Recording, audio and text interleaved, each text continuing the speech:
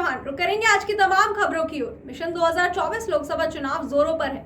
इसके चलते आज पीएम मोदी एनडीए के सांसदों के साथ बैठक करेंगे। माना जा रहा है कि बैठकों का दौर 11 दिन तक चलने वाला है। रिपोर्ट्स की माने तो लोकसभा चुनाव के लिए इन बैठकों में रणनीति बनाई जाने वाली है। यह बैठक 31 जुलाई से 10 अगस्त के बीच विभिन्न समूह में बीजेपी के नेतृत्व वाली एनडीए के सभी सांसदों के साथ होने वाली है। रिपोर्ट्स की माने तो एनडीए के सांसदों के कुल 11 ग्रुप बनाए गए हैं, जिसमें एक दिन में 2 ग्रुप की बैठक होने वाली है। पहली बैठक शाम 6:30 से उत्तर प्रदेश के सांसदों के साथ हुई और दूसरी बैठक 7:30 बजे शुरू होगी। पहली बैठक पश्चिम ब्रिज, कानपुर और बुंदेलखंड क्षेत्र के सांसदों के साथ दिल्ली के सदन में शाम 6:30 बजे शुरू हुई। बैठक में गृह मंत्री अमित शाह, रक्षा मंत्री राजनाथ सिंह, बीजेपी नेता संजीव बालियान और वीएल वर्मा मौजूद रहे। लोकसभा चुनाव 2024 में करीब 10 महीने का ही वक्त बचा हुआ है। उससे पहले 5 राज्यों में भी विधानसभा चुनाव होने वाले हैं, इसलिए बैठक अहम मानी जा रही है। माना जा रहा है कि केंद्रीय मंत्री नितिन गडकरी, अमित शाह के साथ साथ बीजेपी प्रमुख जेपी नड्डा को एनडीए नेताओं के साथ समन्वय की जिम्मेदारी दी गई है। आज यानी सोमवार को संसद के मॉनसून सत्र का 11वां दिन है। संसद में विपक्षी दलों ने फिर एक बार मणिपुर मुद्दा उठाया। आपको बता दें कि दोनों सदनों की कार्रवाई सुबह 11 बजे से शुरू हुई, जिसके बाद आज फिर लोकसभा और राज्यसभा में विपक्षी दलों ने मणिपुर मुद्दे को उठाया और जमकर हंगामा भी किया। इस हंगामे के चलते राज्यसभा और लोकसभा की कार्रवाई कई बार स्थगित हुई। संसद में जारी हंगामे के बीच लोकसभा कल तक के लिए स्थगित कर दी गई है। इस वजह से अब दिल्ली सर्विस बिल आज पेश नहीं होगा। आपको बता दें कि संसद का मॉनसून सत्र 20 जुलाई से शुरू हुआ, लेकिन पूर्वोत्तर राज्य में हिंसा को लेकर लगातार हो रहे हंगामे की वजह से संसद की कार्रवाई प्रभावित हुई और पिछले 7 दिनों से दोनों सदनों की कार्रवाई ठप है। जम्मू कश्मीर के पूर्व राज्यपाल सत्यपाल मलिक एक सनसनीखेज बयान सामने आया है। प्रधानमंत्री नरेंद्र मोदी और भारतीय जनता पार्टी पर बड़ा आरोप लगाया है। उन्होंने दावा किया है कि दोनों राजनीतिक लाभ हासिल करने के लिए कभी भी किसी भी हद तक जा सकते हैं।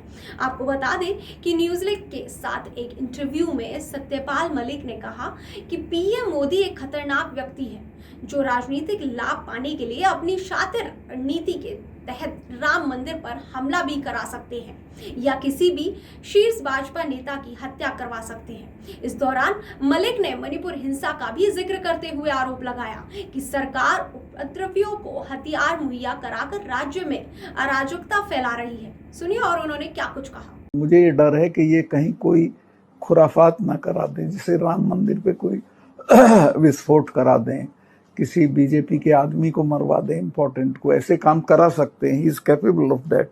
जो पुलवामा करा सकता है वो कुछ भी करा सकता है। मध्य प्रदेश में कुछ महीनों में विधानसभा चुनाव होने वाले हैं, जिसको लेकर कांग्रेस और भाजपा दोनों पार्टियां जमीनी स्तर पर कार्यकर्ताओं को जोड़ने के लिए लगातार काम कर रही हैं। इसी कड़ी में आज प्रदेश कांग्रेस कमेटी के अध्यक्ष कमलनाथ व पूर्व मुख्यमंत्री दिग्विजय सिंह के साथ कन्हैया कुमार इंदौर में आदिवासी छात्रों को संबोधित करने पहुंचे। बता दें कि इंदौर में आदिवासी युवा महापंचायत के आयोजन में मुख्य अतिथि के तौर पर प्रदेश के पूर्व मुख्यमंत्री कमलनाथ और दिग्विजय सिंह के साथ कन्हैया कुमार भी शामिल रहे। इस दौरान कन्हैया कुमार ने भाजपा सरकार पर कई तरह से सवाल खड़े किए। उन्होंने शिवराज सरकार पर आदिवासियों के शोषण, शिक्षा, बेरोजगारी और प्रदेश में हो रहे घोटालों को लेकर निशाना साधा। कन्हैया कुमार ने अपने भाषण में प्रधानमंत्री नरेंद्र मोदी पर भी तंज कसा और कहा कि मुझे देश के इतिहास के बारे में पूरी जानकारी है। मैं देश में प्रधानमंत्री की तरह और मैं इतिहास में फेल नहीं हूं। आगे उन्होंने और क्या कुछ कहा, इस सुनाते हैं। कि इनका बेटा विदेश पढ़ने के लिए गया है, मामा का। और मामा के एक संदर्भ में मैं आपको बता दूं, मेरा नाम कन्हैया है और कन्हैया ने कंस का वध किया था और कंस भी मामा था। यह संदर्भ मैं इसलिए बता रहा हूं कि हमको सच्चाई आंख खोल करके देखने की जरूरत है। इस प्रदेश में गरीब के लिए महाविद्यालय नहीं बनेगा, गरीब के लिए विश्वविद्यालय नहीं बनेगा, गरीब के लिए छात्रावास नहीं बनेगा। क्यों? क्योंकि जब मुख्यमंत्री का बेटा विदेश पढ़ने के लिए जाएगा तो आदिवासी के लिए महाविद्यालय क्यों बनाएगा? और जब चुनाव आ गया है, 20 साल से सरकार चला रहे हैं, जब चुनाव में 20 महीना बचा है, तब इनको बहन जी लाडली की याद आई है और क्या कह रहे हैं कि हम 2000 रुपया दे देंगे। चचा ये बताइए कि 350 का सिलेंडर 1400 रुपए में क्यों मिल रहा है। फिल्म एक्ट्रेस नोरा फतेही सोमवार सुबह पटियाला हाउस कोर्ट पहुंची। आपको बता दें कि नोरा महाठग सुकेश चंद्रशेखर के जुड़े 200 करोड़ रुपए के मनी लॉन्ड्रिंग केस में सुनवाई के लिए सुबह 10:45 पर कोर्ट पहुंची। वहीं नोरा फतेही सोमवार सुबह जब कोर्ट पहुंची तो उनके साथ उनके वकील भी मौजूद थे। इस दौरान नोरा ने काले रंग की ड्रेस पहनी थी। 200 करोड़ रुपए के मनी लॉन्ड्रिंग केस में ईडी ने सुकेश चंद्रशेखर के साथ चार्जशीट में जैकलीन फर्नांडिस को भी आरोपी बनाया है। जैकलीन ने सुकेश द्वारा अभिनेत्री नोरा फतेही को भी गिफ्ट देने की बात कही थी। इससे पहले 5 जुलाई को अभिनेत्री जैकलीन फर्नांडिस में भी शामिल थी। कोर्ट में पेश भी हुई। अभिनेत्री जैकलीन ने ही सुकेश द्वारा अभिनेत्री नोरा फतेही को भी गिफ्ट देने की बात कही थी। ऐसा कहने पर मनी लॉन्ड्रिंग मामले में घसीटने का आरोप लगाते हुए नोरा फतेही ने जैकलीन पर मानहानि का केस दायर किया है। नोरा फतेही ने जैकलीन पर मनी लॉन्ड्रिंग मामले में घसीटते हुए और सुकेश के साथ नाम जोड़ने को लेकर ये केस किया है। नोरा के केस दायर करने के मामले में भी जैकलीन पटियाला हाउस कोर्ट में चक्कर लगा रही है। खबर पुरानी दिल्ली के चांदनी चौक से है, जहां पुरानी दिल्ली के क्लब मार्केट में 95 वर्ष पुराने शिव मंदिर में आज सावन का चौथा सोमवार के मौके पर भाजपा के पूर्व विधायक विजय जॉली ने भगवान शिव का रुद्र अभिषेक किया और भगवान भोलेनाथ से प्रार्थना की कि हम सभी पर अपनी कृपा बनाए रखना और 2024 में फिर से भारत में भाजपा की सरकार बने और यूक्रेन और रूस का युद्ध समाप्त हो। साथ ही मणिपुर जैसी घटना ना हो दोबारा, इसके लिए भी उन्होंने प्रार्थना की। पूर्व विधायक विजय जॉली ने कहा कि अध्यादेश बिल आज संसद में पेश होगा और जनता के द्वारा जो भी मत आएगा वो सबको मंजूर होगा और होना भी चाहिए। देखिए, सावन मास के चौथे सोमवार को चांदनी चौक के इस प्राचीन शिव मंदिर में, जहाँ 95 वर्षीय ऐतिहासिक शिवलिंग है, वहाँ पर रुद्राभिषेक करते हुए हमने ये प्रार्थना करी है भारत के प्रधानमंत्री नरेंद्र मोदी जी के नेतृत्व में दोबारा से मोदी जी प्रधानमंत्री 2024 में बने, भारत में सुख और शांति रहे, यूक्रेन और रशिया का युद्ध समाप्त हो और मानवता की रक्षा करने के लिए सभी भारतीय एकजुट होकर आगे बढ़ें और मणिपुर जैसी दुर्भाग्यपूर्ण घटना की पुनरावृत्ति नहीं हो। इस सब के लिए आज इस रुद्राभिषेक के माध्यम से भोले शंकर से हमने खुशी खुशी प्रार्थना भी की है, पूजा भी की है और आशीर्वाद भी लिया।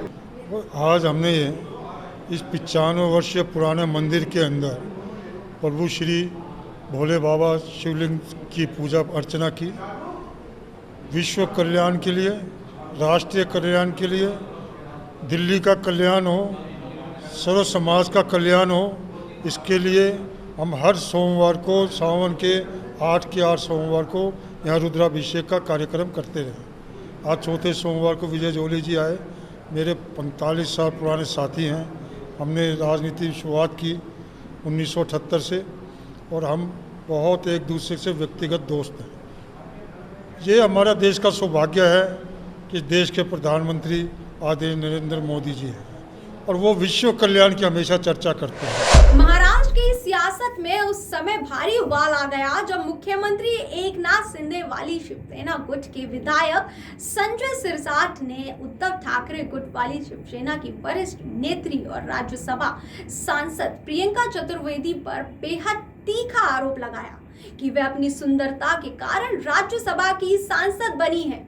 शिंदे गुट के विधायक संजय सिरसाट ने बीते रविवार को उस समय महाराष्ट्र की सियासत में भारी भूचाल ला दिया जब उन्होंने दावा किया कि आदित्य ठाकरे ने प्रियंका चतुर्वेदी को उनकी सुंदरता के कारण राज्यसभा भेजा है। विधायक सिरसाट की इस बेहद आपत्तिजनक टिप्पणी को लेकर उद्धव ठाकरे के नेतृत्व वाली शिवसेना खासा हमलावर है और इसे सीधे महिला की गरिमा को ठेस पहुंचाने वाली बात कह रही है। सिंध गुट के विधायक संजय सिरकाट ने न सिर्फ ये दावा किया कि प्रियंका चतुर्वेदी की सुंदरता के कारण आदित्य ठाकरे ने राज्यसभा का टिकट दिया, बल्कि अपने इस दावे में उन्होंने पूर्व सांसद चंद्रकांत खेरे को भी लपेट लिया है और कहा कि उद्धव गुट के पूर्व सांसद चंद्रकांत खेरे ने उन्हें यह बात बताई है। विधायक संजय सिरकाट की इस गैर जिम्मेदाराना टिप्पणी पर हमलावर सांसद प्रियंका चतुर्वेदी ने ट्वीट करके उन्हें आड़े हाथों लिया है। प्रियंका चतुर्वेदी ने संजय सिरकाट को सीधे तौर पर गद्दार घोषित करते हुए कहा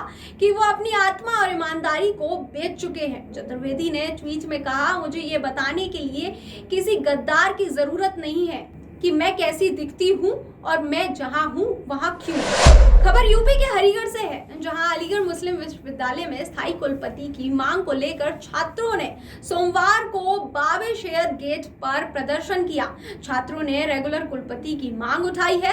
पूर्व कुलपति डॉक्टर तारिक मंसूर के इस्तीफा देने के बाद से पिछले 4 महीने से मोहम्मद गुलरेज कार्यवाहक कुलपति का काम देख रहे हैं। छात्रों का कहना है कि स्थायी कुलपति नहीं होने से विद्यार्थियों को समस्याओं का सामना करना पड़ रहा है। छात्रों का कहना है कि रेगुलर कुलपति के नहीं होने से एएमयू कर्मचारियों की भी समस्या हल नहीं हो रही है। छात्रों का यह भी कहना है कि कुलपति पद के लिए वह स्वयं भी कैंडिडेट है, इसलिए उन्हें कुलपति की कुर्सी पर बैठने का अधिकार नहीं है। छात्रों ने कहा कि शिक्षकों की नियुक्ति के लिए जनरल सिलेक्शन कमेटी भी समय से नहीं हो पा रही है। छात्रों ने अपनी मांगों को लेकर राष्ट्रपति को संबोधित ज्ञापन प्रॉक्टर को सौंपा है। डिमांड ये है कि जो अभी मौजूदा एक्टिंग वाइस चांसलर हैं, ये अपनी गद्दी को छोड़ना नहीं चाह रहे हैं। 4 महीने मुस्तकिल गुजर चुके हैं और ये गुजरने के बाद अभी तक किसी तरीके की कोई कार्रवाई नहीं हो रही है और हम लोग परेशान हाल हैं कि सिलेक्शन कमेटी बैठेगी। सबसे बड़ा मुद्दा भी हम लोगों के सामने जो था, जैसे उर्दू की पीएचडी की सीट नहीं आई, अगर मौजूदा वाइस चांसलर एक्टिंग नहीं होता, परमानेंट होता, तो हम सबके सामने सॉल्यूशन था कि जल्दी से वहाँ पर सिलेक्शन कमेटी बैठती, उसके बाद ये पीएचडी की सीटें वगैरह आ जाती। लेकिन उसका कोई सॉल्यूशन नहीं है, क्योंकि एक्टिंग वाइस चांसलर के अंदर ये ताकत नहीं होती है कि वो इसका सॉल्यूशन कर सके। देखिए, ना कोई डिमांड है, ना कोई मेमोरेंडम है। चंद लड़के यहाँ पर आए थे और उन्होंने सिर्फ एक बात कही है कि यूनिवर्सिटी में वाइस चांसलर के इंतखाब का प्रोसेस जो है वो शुरू हो जाए, और उन्होंने ये लेटर जो है दिया है प्रेसिडेंट ऑफ इंडिया को, तो इसको हम भिजवा देंगे। खबर यूपी के कानपुर से है, जहां रसूलाबाद तहसील में किसान यूनियन कार्यकर्ताओं ने 12 सूत्रीय उप जिलाधिकारियों को ज्ञापन दिया। बता दें कि किसान यूनियन पदाधिकारियों ने समस्याओं को लेकर किसान संगठन के पदाधिकारियों ने सैकड़ों कार्यकर्ताओं के साथ तहसील उप जिला अधिकारी को 12 सूत्री ज्ञापन दिया। किसान संगठन के ब्लॉक अध्यक्ष किसान यूनियन के रणवीर सिंह ने कहा कि हमारे 12 सूत्री ज्ञापन का समय से निस्तारण ना हुआ तो 9 तारीख से तहसील परिसर पर धरना प्रदर्शन किया जाएगा। तो वहीं ब्लॉक अध्यक्ष रणवीर सिंह यादव ने कहा कि मनरेगा में लगातार भ्रष्टाचार देखने को मिल रहा है। गरीब लोग जो मनरेगा काम करते हैं उनका भुगतान समय से नहीं किया जाता है। उप जिलाधिकारी रसूलाबाद नीलमा यादव ने समय से शिकायत का निस्तारण करने का आश्वासन दिया और कहा जल्दी आप लोगों की समस्या का समाधान होगा। किसान संगठन के द्वारा ज्ञापन देने के बावजूद भी जिम्मेदारी नहीं ली गई और कार्रवाई भी नहीं हुई। किसान संगठन के ब्लॉक अध्यक्ष ने तहसील की जिम्मेदारी पर गंभीर आरोप भी लगाए हैं। रणवीर सिंह यादव, ब्लॉक अध्यक्ष रसूलाबाद। आज आपके द्वारा जो ज्ञापन दिया, कितने सूत्री ज्ञापन थे, क्या समस्या? 12 सूत्री थे। क्या कुछ समस्या है? समस्या ब्लॉक की है, शौचालय की समस्या है, एक ग्राम सभा लालू है, नरेगा एक ग्राम सभा कसमड़ा है, नीला है। तमाम ग्राम सभा में नरेगा में जो लेबर काम करते हैं तो उसको तो भुगतान करे नहीं पा रहे रोजगार सेवक प्रधान सचिव। बाकी बात जो बाहरी लोग हैं, जो लोग काम नहीं करते, उनका भुगतान करते हैं। तो हमने एसडीएम साहब का ज्ञापन दिया कि तो समस्या हमारी हल करा दो, नहीं 9 तारीख के हम लोग धरना बैठेंगे। क्या आश्वासन मिला है? तो एसडीएम साहब ने कहा कि हम डीएम साहब से बात करेंगे, कल आपको बताएंगे।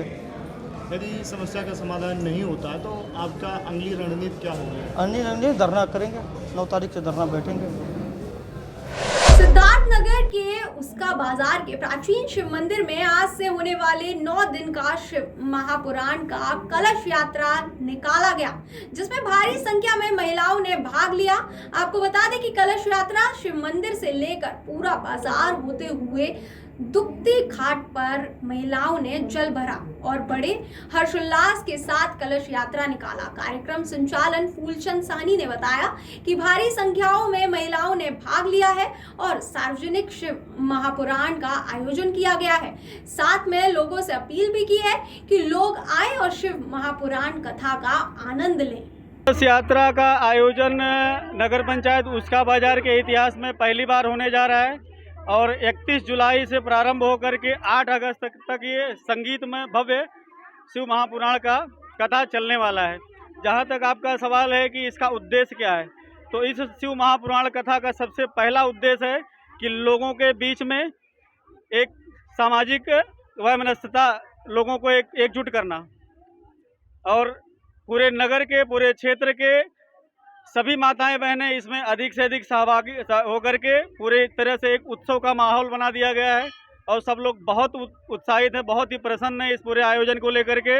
और मैं पूरे क्षेत्रवासियों से, पूरे नगरवासियों से भी यह अपील करता हूं कि आप लोग भारी से भारी संख्या में उसका बाजार के प्राचीन शिव मंदिर के प्रांगण में पहुंच करके भव्य शिव महापुराण कथा का दिव्य आनंद लीजिए। आप सभी का बहुत बहुत धन्यवाद। श्री कृष्ण जन्मभूमि संघर्ष न्यास के पदाधिकारी जिलाधिकारी कार्यालय पहुंचे। वहीं आज उन्होंने जिला मजिस्ट्रेट को ज्ञापन सौंपा है। बता दें कि ज्ञापन में पदाधिकारियों ने मांग की थी कि राया रोड पर लक्ष्मी नगर में सड़क के बीचों बीच एक मजार बनी हुई है, प्रशासन उसको हटवाए। उन्होंने मुख्यमंत्री के पोर्टल पर भी यह प्रार्थना पत्र दिया है और मुख्यमंत्री से भी मांग की है कि सड़क के बीच में बनी हुई मजार को हटाया जाए। जिला मजिस्ट्रेट को ज्ञापन में उन्होंने कहा कि यदि मजार 8 दिन में नहीं हटती है तो सभी पदाधिकारी भूख हड़ताल पर बैठेंगे। आज मथुरा में जिला मजिस्ट्रेट को श्री कृष्ण जन्मभूमि संघर्ष न्यास के सभी पदाधिकारी ज्ञापन देने आए हैं और उन्होंने मांग की है कि मथुरा जनपद में जितनी भी अवैध मजारें बनाई जा रही हैं इन सबको हटाया जाए। सपा शासन काल में जितनी भी मजारें बनी उन पर जो अवैध कब्जे हुए सरकारी जमीन पर उनको हटाया जाए। आज हम देख के आए लक्ष्मी नगर में राया रोड पर एक बहुत बड़ी अवैध मजार बन गई है सड़क के बीचों बीच। तो हमने जिला मजिस्ट्रेट से मांग की है कि इस लक्ष्मीनगर वाली मजार को हटाया जाए। धौलपुर जिले के कंचनपुर थाना क्षेत्र में शौच के लिए गई 15 वर्षीय नाबालिग के साथ एक युवक ने हाथ पैर बांधकर उसके साथ जबरदस्ती बलात्कार की घटना को अंजाम दिया है। आपको बता दें कि पुलिस ने पीड़ित नाबालिग के पिता की तहरीर पर नामजद आरोपी के खिलाफ मामला दर्ज कर लिया है। पुलिस ने नाबालिग का मेडिकल कराकर उसके बयान दर्ज कर आरोपी युवक की तलाश शुरू कर दी है। पीड़ित नाबालिग के पिता ने पुलिस को दी गई तहरीर में बताया कि 29 जुलाई को वह अपनी पत्नी को बारी उपखंड में इलाज के लिए ले गया था और उसके बच्चे घर पर रह गए थे। वहीं रात 8 बजे उसकी नाबालिग पुत्री जो कि 15 साल की है वो घर के पास खेत में शौच के ले गई थी, जिसके बाद वह काफी देर तक घर वापस नहीं लौटी तो परिजन उसकी तलाश में जुट गए। तभी देर रात 2 बजे नाबालिग हाथ पैर बंधे हुए मिली। वहीं रिपोर्ट में बताया गया है कि नाबालिग के हाथ पैर और मुंह बंधे हुए मिले। उसके भाई ने नाबालिग पुत्री का मुंह और हाथ पैर खोले तो पीड़िता ने बताया कि आरोपी युवक सुन्नी उर्फ छोटू पुत्र जगदीश लोड़ा ने उसे पकड़ लिया और सुआफी से मुंह हाथ पैर बांधकर जबरदस्ती बलात्कार किया। बलात्कार की घटना सुन उसके भाई के होश उड़ गए।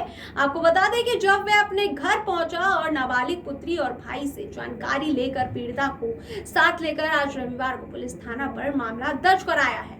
क्या मामला है? आज एक इलाके के 45 वर्षीय पीड़ित पिता द्वारा तहरीर पेश की, इसमें बताया गया है कि मेरी नाबालिग पुत्री कल शाम को शौच करने के लिए खेतों में गई थी तो वहाँ पर मेरी नाबालिग पुत्री के साथ आरोपी सुनील उर्फ छोटू सन ऑफ जगदीश जाति लोधा निवासी डोंगरपुर थाना सदर धौलपुर द्वारा मेरी बच्ची को पकड़कर ले गया और उसके साथ हाथ पैर बांधकर बुरा काम किया, जिस पर मुकदमा नंबर 274 धारा 74/23 धारा 457 376 342 IPC एवं 3-4 पॉक्सो एक्ट में दर्ज कर अनुसंधान उच्चाधिकारियों के आदेश द्वारा Harvansh Singh SI SHO sample को सौंपी गई हैं। इनका अनुसंधान उनके द्वारा किया जा रहा है। पीड़िता का मेडिकल मुआयना करवा दिया गया है। अनुसंधान फिलहाल इस बुलेटिन में इतना ही। तमाम सारी खबरों के लिए बने रहिए और देखते रहिए न्यू इंडिया लाइव।